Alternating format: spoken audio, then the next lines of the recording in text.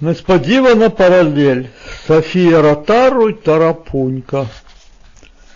Якими різними їх знали ті, що дивилися лише або переважно московське телебачення, та ті, що переважно українське. А у випадку Тарапуньки ще бачили і чули його живого, бо ж дуже незначна частка його творчості збереглася в записах навіть українського телебачення. А щодо Ротару, навіть українське телебачення набагато інформативніше було за центральне у лапках, бо головний її доробок – це пісні рідною, як тоді називали молдавською мовою. А також, що про них обох знає значно молодше навіть за Софію покоління, вже не кажучи про тих, що чули живого Тарапуньку. Наберіть у пошуку YouTube її Софії, тобто ім'я і прізвище латинкою, і побачите, який це огром був. Але повернімося до ближчого нам Тарапуньки.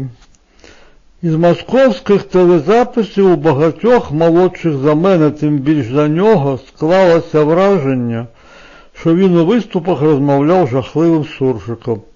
Але хто чув його на живих концертах, знають, що це не так. Він розмовляв правильною українською, як Штепсель російською. У Росії ж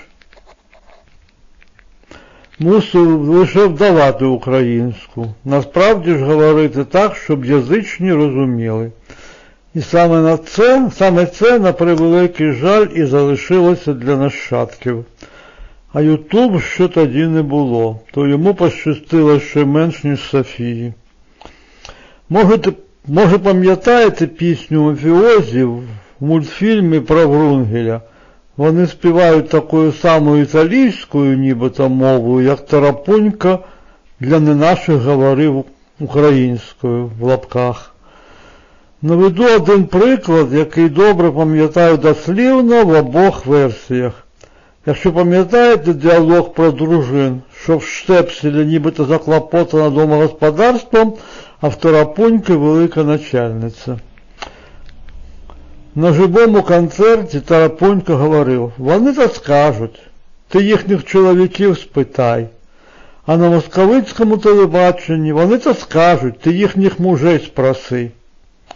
А Ротару на виступах в Україні витримували баланс між піснями російськими, українськими і своєю рідною мовою. Коли ж на всяких російських концертах чесало все російське, чесало все російське, лише інколи протягуючи щось рідне, молдавське.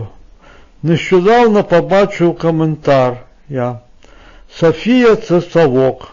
Бажні, Ротару, усі три, не тільки Софія. Це пісенна Молдова, дарма що жили й живуть в Україні. А Тарапунька – це український, саме український, а не суржиковий гумор. А що жили під московською владою, а Ротару ще й на чужині, то робімо на те знижку, відкидаємо наслідки, цінуємо їх справжніх. П.С.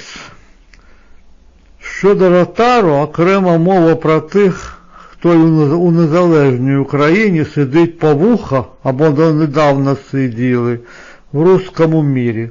Отож шукали і знаходили в Ютуб пісні Ротару лише російські, переважно справді совкові. З якого неба, наприклад, треба впасти, щоб не знати пісню «Меланхолії». Її якраз вона співала завжди на українських концертах. Не треба шукати в румуномовному сегменті. Але для таких усе українське так само не існувало за часів УРСР, або й тепер не існує.